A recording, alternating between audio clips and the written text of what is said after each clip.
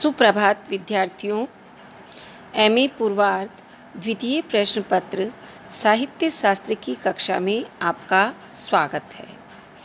कल हमने अरस्तू के विरेचन सिद्धांत से संबंधित विभिन्न व्याख्याओं की समीक्षा की थी। आज हम विरेचन सिद्धांत पर लगाए जाने वाले आक्षेप या आरोपों की चर्चा करेंगे। अनेक आलोचकों ने विरेचन सिद्धांत पर आक्षेप लगाए हैं। उनको विरेचन की प्रक्रिया के अस्तित्व में ही विश्वास नहीं है। उनका मत है कि वास्तविक अनुभव में तो विरेचन होता ही नहीं है, क्योंकि उनका मानना है कि त्रासदी को देखकर करुणा, भय आदि मनोवेग जागृत तो हो जाते हैं, परंतु उसको देखने से मन में सदैव शांति नहीं होती। उनका तो ये भी मानना है कि बहुत से नाटक तो केवल दर्शक या प्रेक्षक के भावों को शुद्ध करके ही रह जाती हैं। परंतु डॉक्टर नगेंद्र इस आक्षेप को अस्वीकार करते हुए मानते हैं कि सफल त्रासदी वही होती है जिसका चमत्कार मूलतः रागात्मक होता है। रागात्मक अर्थात आनंददायी होता है। यह विरेचन प्रक्रिया द्वारा भावों को उद्बुद्ध करती है, फिर उनमें संतुलन स्थापित करती है और इस प्रकार आनंद की भूमिका प्रस्तुत करती है। यही तो विरेचन सिद्धांत की महत्वपूर्ण देन है। यदि ऐसा नहीं होता तो त्रासदी केवल मनुष्य के भावों को विक्षुब्ध करके ही छोड़ देती, तो प्रेक्षक या दर्शक अपना समय और धन खर्च करके त्रासदी या ट्रेजेडी देखने ही क्यों जाते। दूसरा आरोप यह लगाया गया है कि त्रासदी में प्रदर्शित भाव अवास्तविक होते हैं, अतः वे हमारे भावों को उत्तेजित नहीं कर पाते, और जब उत्तेजित ही नहीं कर पाते तो विरेचन की तो बात ही नहीं उठती। नाटक में हम केवल कला का ही, जैसे अभिनय, साज सज्जा, संगीत आदि का ही आस्वादन करते हैं, परंतु यह आक्षेप भी बहुत ही दुर्बल है। यह आक्षेप भी बहुत ही दुर्बल है। क्या शेक्सपियर का हैमलेट देखकर हम केवल कला का ही आस्वादन प्राप्त करते हैं? आज का सिनेमा रंगमंच की अपेक्षा प्रेक्षक को अपनी कलात्मक सज्जा, उपकरणों आदि की सहायता से उत्पन्न कलात्मक प्रभाव से अत्यधिक मुग्ध कर सकता है। पर इंग्लैंड की नाट्य मंडलियां जब हैमलेट या मैकबेथ का रंगमंच पर अभिनय प्रस्तुत करती है, तो इसमें सिनेमा की आधुनिक कला की अपेक्षा पुरातन कला का आश्रय लेती है, तो भी हमें आनंद की उपलब्धि होती है और सिनेमा से कहीं अधिक होती है। यदि यह मान भी लिया जाए कि कला उसमें भी होती है, तो वह मानना भी होगा कि वह प्रेक्षक को आनंद भी प्रदान करती है।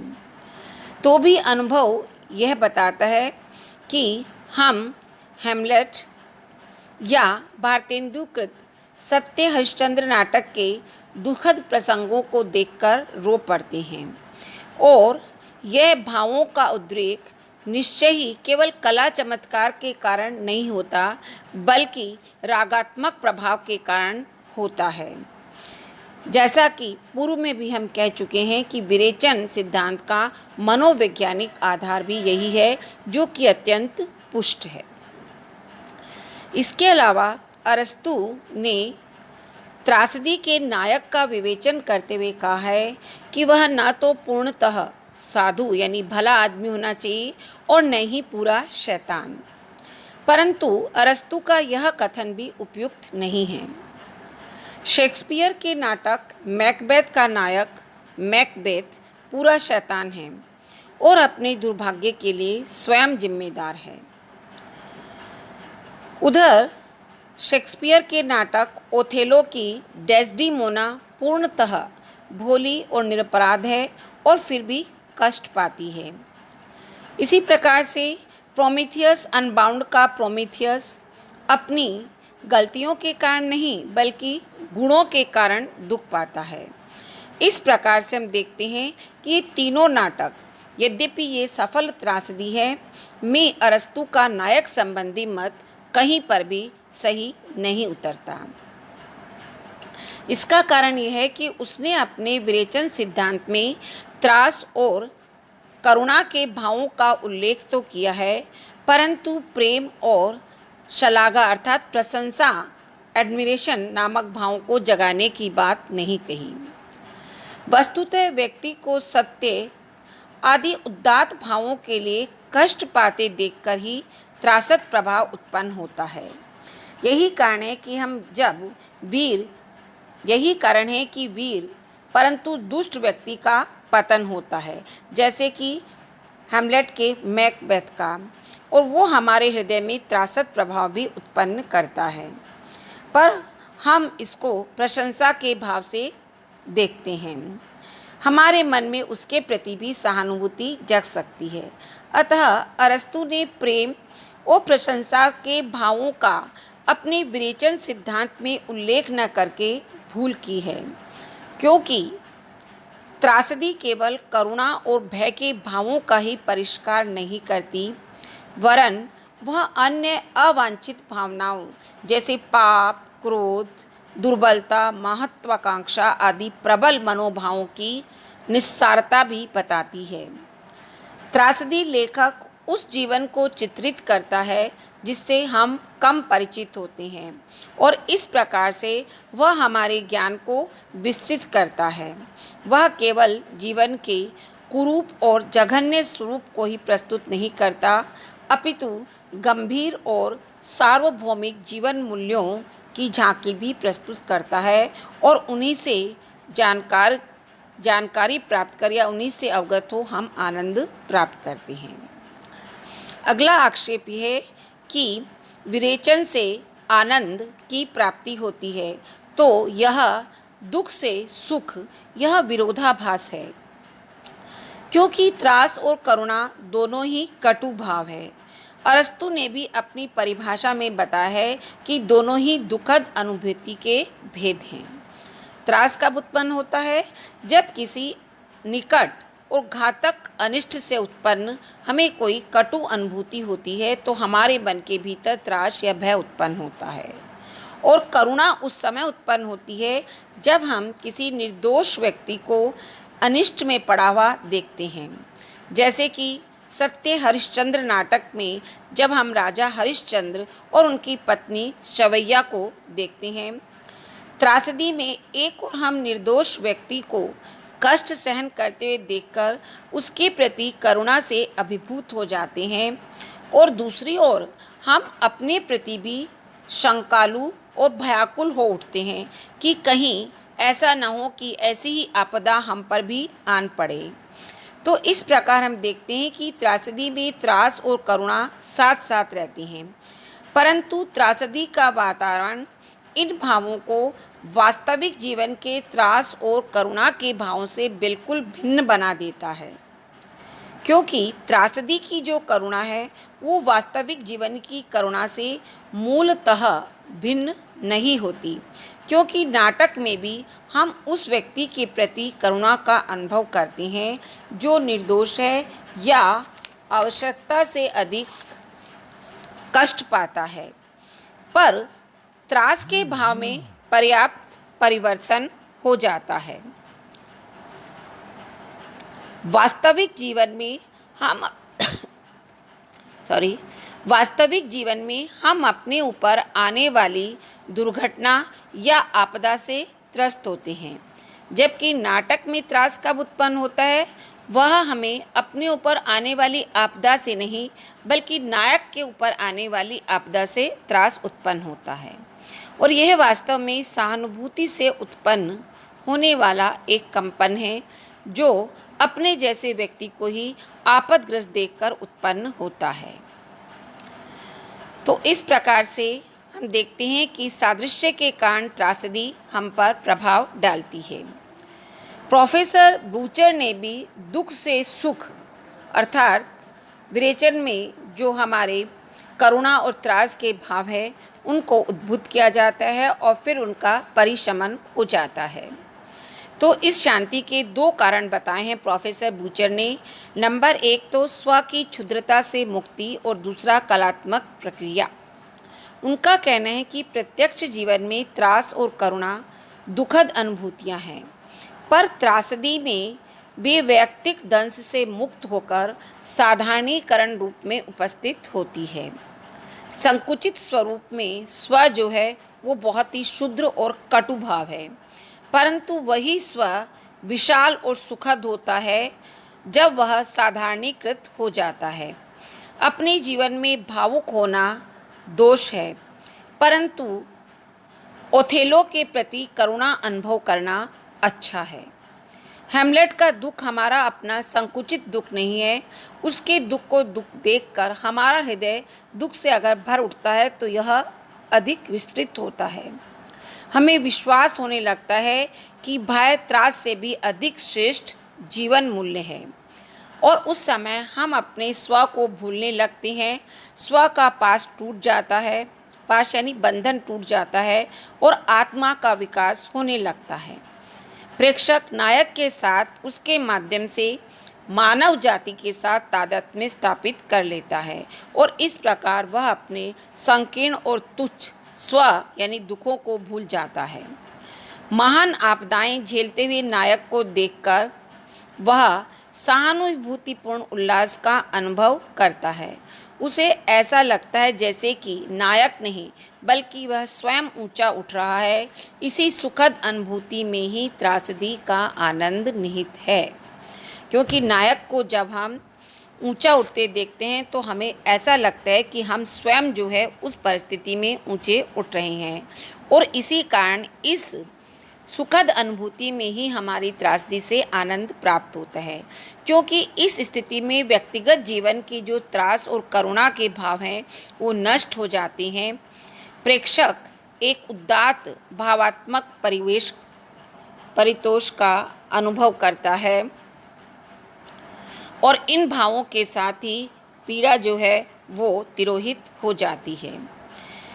इस प्रकार से प्रोफेसर बूचर का ही दूसरा तर्क ये है कि त्रासदी कला है। उन्होंने माना कि कलात्मक प्रक्रिया है। त्रासदी कला है जो सुखद होती है, और कलात्मक प्रक्रिया में पढ़कर त्रास और करुणा का दंश नष्ट हो जाता है और दुख सुख में बदल जाता है। डॉक्टर नगेंद्र का कहना है कि अरस्तु यदि इन दोनों तत्वों को विवेचन सिद्धांत में अंतर्भूत करना चाहते तो वो उनका विवेचन सिद्धांत के अंतर्गत करते, परंतु उन्होंने इन दोनों तत्वों से अवगत होते, इन दोनों तत्वों को जानते हुए भी ऐसा नहीं किया। इससे स्पष्ट होता है कि उन्हें ऐसा करना अभीष्ट नहीं था। अतः डॉक्टर नगेंद्र के अनुसार विवेचन आनंद की भूमिका है, आनंद नहीं, क्योंकि जैसा कि हमने पहले भी पढ़ा है कि सुख का केवल अभावात्मक रूप रहता है, अर्थात मन शांति और विशुद्धता। तब यहाँ यह प्रश्न उठता है कि क्या कोई प्रेक्षक त्रासदी देखने केवल विवेचन के लिए जाता है? क्या कोई प्रेक्षक या दर्शक ये कहता है कि वह काफ़ी समय से रोया नहीं है, इसलिए वह उत्तर रामचरितमानस जैसी कोई ट्रेजेडी या त्रासदी देखे? तो हमारा स्पष्ट ही उत्तर नहीं होगा। और यदि नाटककारों से प्रश्न किया जाए कि उन्होंने त्रासदी क्यों लिखी, तो वे यही कहेंगे आनंद प्रदान करने के लिए, दर्शक पर प्रभाव डालने के लिए और अपने भावों और विचारों की अभिव्यक्ति देने के लिए। निश्चय ही वो ये नहीं कहेंगे कि उनका उद्देश्य विवेचन था।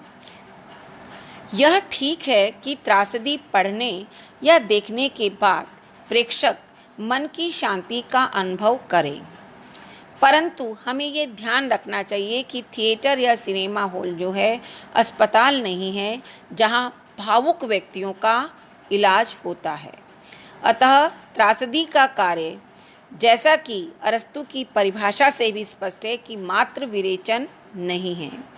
आज का दर्शक तो भावों की उत्तेजना के लिए थिएटर में जाता है, भाव शमन के लिए नहीं, और विवेचन की प्रक्रिया जो है वो भाव शमन के पश्चात ही उत्पन्न होती है।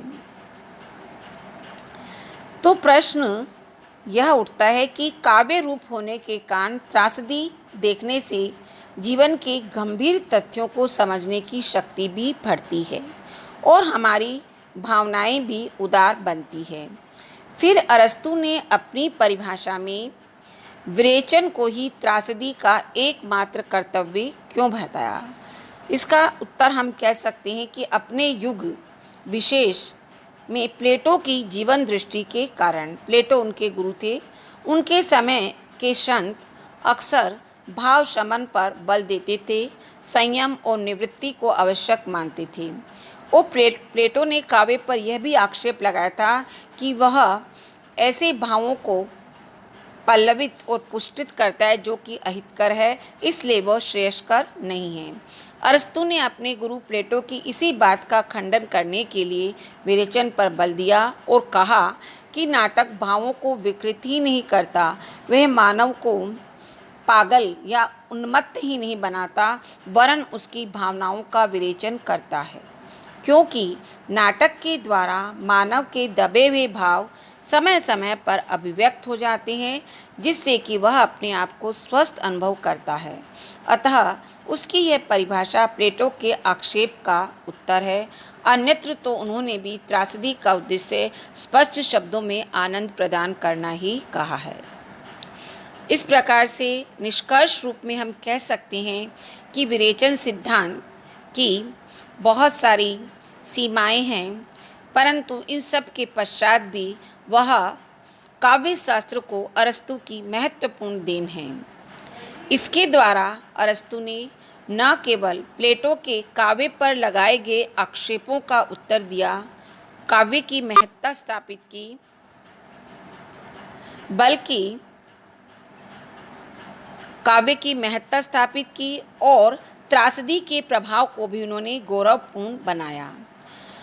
इतना ही नहीं, अरस्तु ने जो ये विरेचन का सिद्धांत प्रस्तुत किया है, उसके द्वारा अनेक परवर्ती यानी उनके बाद आने वाले और आधुनिक पाश्चात्य आलोचकों जैसे आई.ए. रिचर्ड्स और आचार्य शुक्ल का मार्ग भी प्रशस्त हुआ, क्योंकि अरस्तु के विरेचन और रिचर्ड्स के अंतःवृत्तियों के समंजन और शुक्ल जी द्वारा प्रतिपादित हृदय की मुक्तावस्था में कोई अंतर नहीं है। अतः हम कह सकते हैं कि विरेचन सिद्धांत अरस्तु और उसके साथ ही पाश्चात्य काव्य शास्त्र की एक बहुत बड़ी, महत्वपूर्ण और स्थायी उपलब्धि कहा जा सकता है। धन्यवाद।